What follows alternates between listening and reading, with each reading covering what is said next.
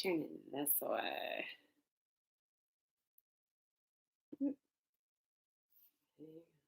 Okay, we'll just have it this way today. Hi, everybody. Welcome to our noon midday mindfulness moment together. The orientation of my camera is the wrong way today, so you'll have to forgive me for that. Um, I'm glad you're joining us. It's a pretty chilly day here in Arlington, Virginia. It's beautiful when you look outside, but it's windy and chilly, so not necessarily a day that begs for us to be outside. Stephen, I see you. I hope you had a chance to ride your bike to work this morning, or maybe enjoy a day off celebrating the day after your birthday. So happy birthday to you. Um, Today's topic is all about generosity. And this is a time when we are thinking about, making sure that all of our basic needs are met, making sure we have the provisions that we need, making sure that we are safe and secure in the comfort of our homes, or traveling safely and taking safety precautions at work.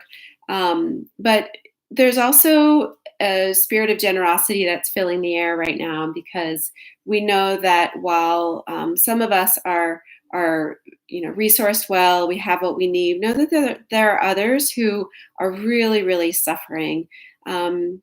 Kids who are suffering because they're in food insecure homes, or they're spending time with family members that aren't present for them, or maybe abusive to them.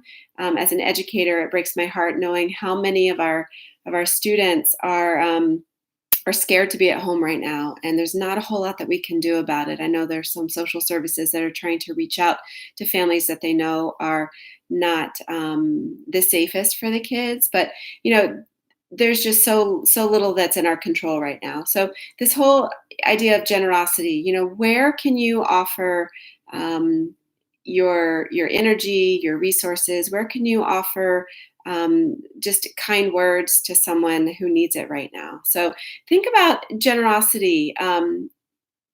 It's a spirit that can manifest as simply as just offering kind words to someone, right? Picking up the phone and telling someone that you're thinking about them, or that you miss them, or that you love them. It can be manifested in deeds performed. So maybe you have an elderly neighbor for whom it's not safe to go to the grocery store, and you shop for them, or mow their lawn, or just decorate their front porch with some sidewalk chalk saying, "Hey, how are you?" just to brighten their day. Or you could go so far as to actually supply people with resources. So lots of causes right now are asking for money. Lots of people who are out of work are setting up GoFundMe pages. So there are lots of ways that you can be generous right now, but know that it doesn't always have to manifest in material. You can be generous with your kind words, with your loving, compassionate thoughts and offerings. Generosity should elicit happiness and joy. If it doesn't, think about why you are giving. Why are you motivated to give? In the act of giving, we receive.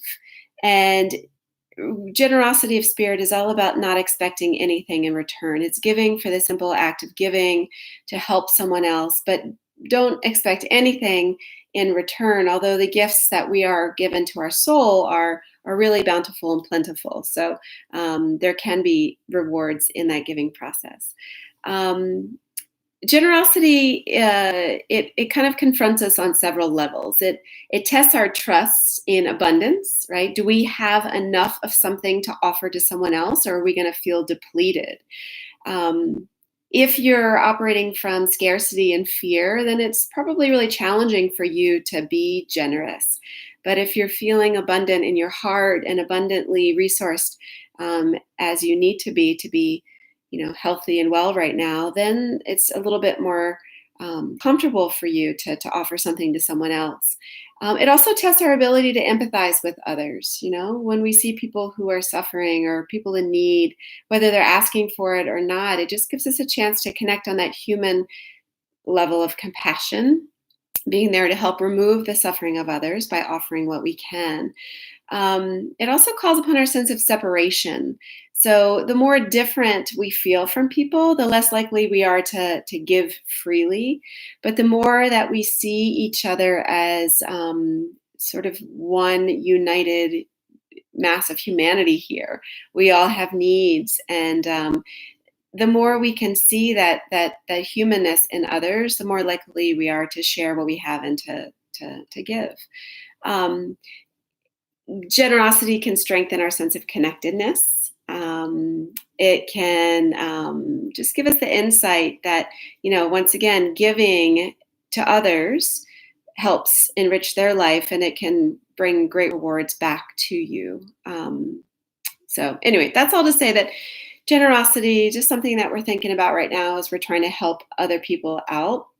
I'm going to guide you through a little meditation here. It's a meditation practice called Tonglen. Maybe you've heard of it, Tonglen, and it's a sort of Tibetan Buddhist practice of giving and receiving. And I'll guide you through. So the only thing you need to do right now is just settle into a comfortable space,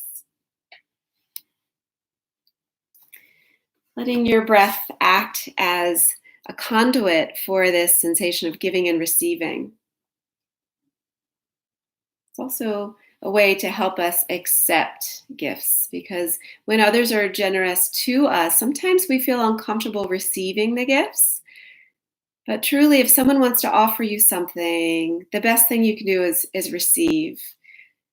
Otherwise, it may be seen as offensive to that person, and truly they want to help you. So just open up your heart to both the giving and the receiving, and this reciprocity of generosity.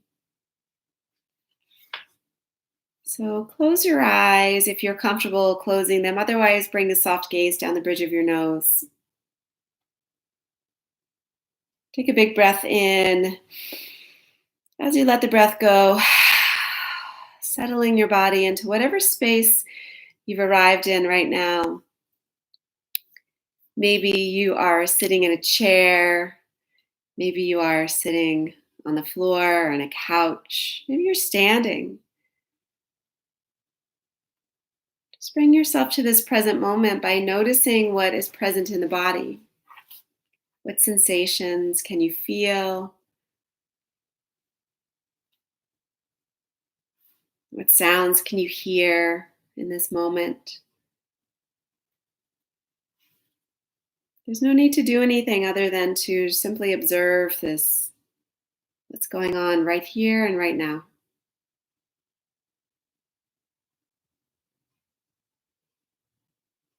Then bring the awareness into the body where you can feel the breath.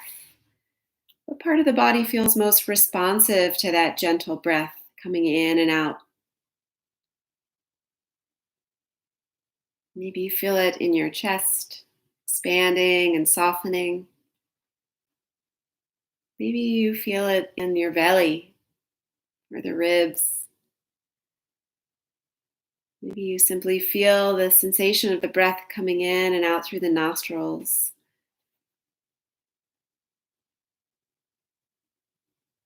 Feel the inhalations and the exhalations as they come and go.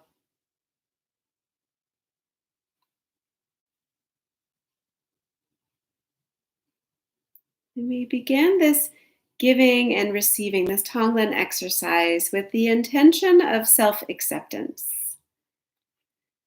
So as you breathe in, visualize yourself breathing in acceptance. Just allowing things to be just as they are.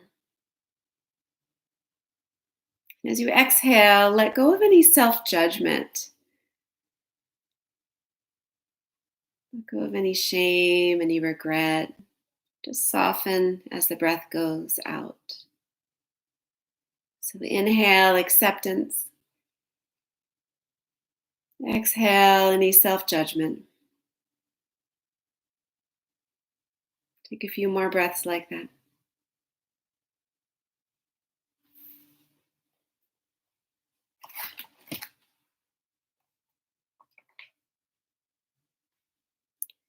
And then begin to offer yourself some ease and peace with each inhalation.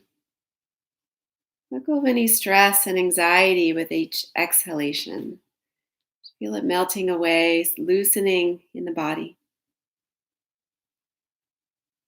Breathing in a sense of lightness and ease, and breathing out any darkness of stress, any tension, any sorrow. Just letting it go. Breathing in ease and peace. Exhaling out the stress, the worry, the fear. Inhaling lightness. Exhaling the darkness.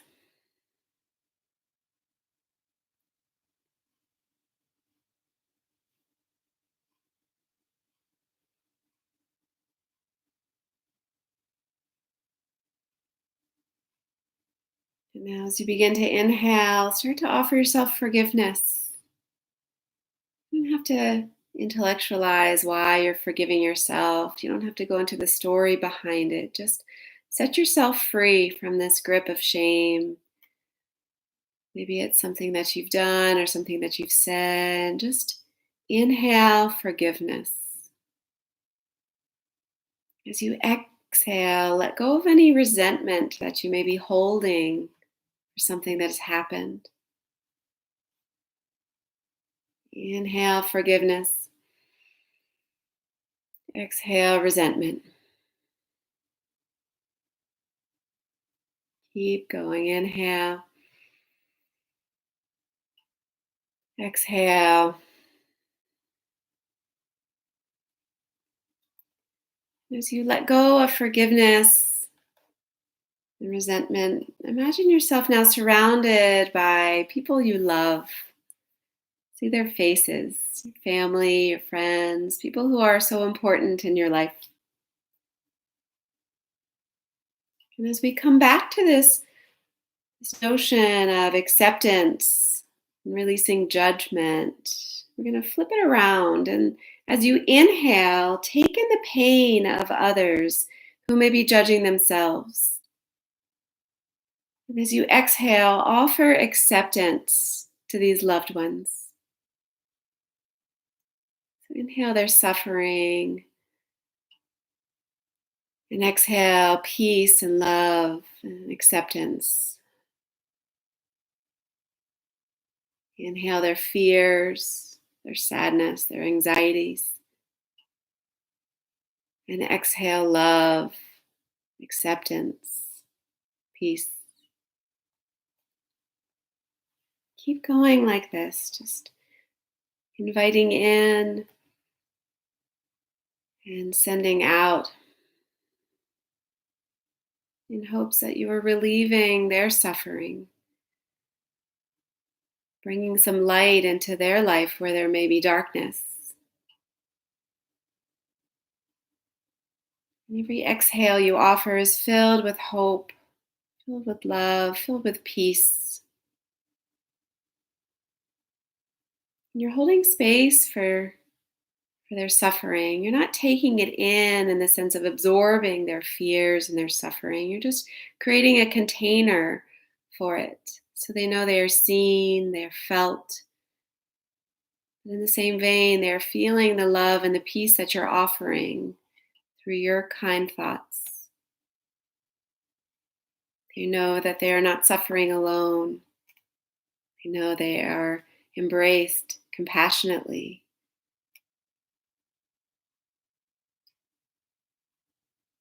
Inhale and tune into any resentments that your friends, your loved ones may be holding.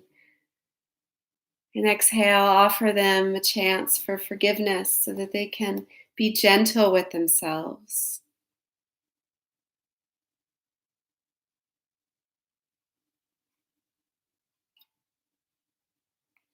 Continue to fill their dark spaces with light.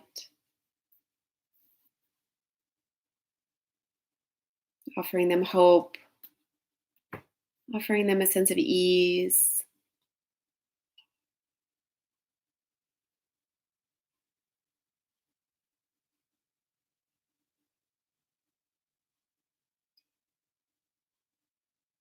And as you here in your mind's eye are huddled among all of these loved ones, We'll end with a gentle offering of love and kindness.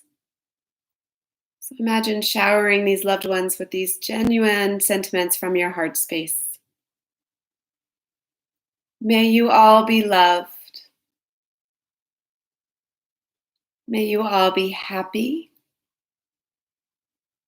May you all be healthy. May you all be free from harm. May you all be at peace knowing you are loved.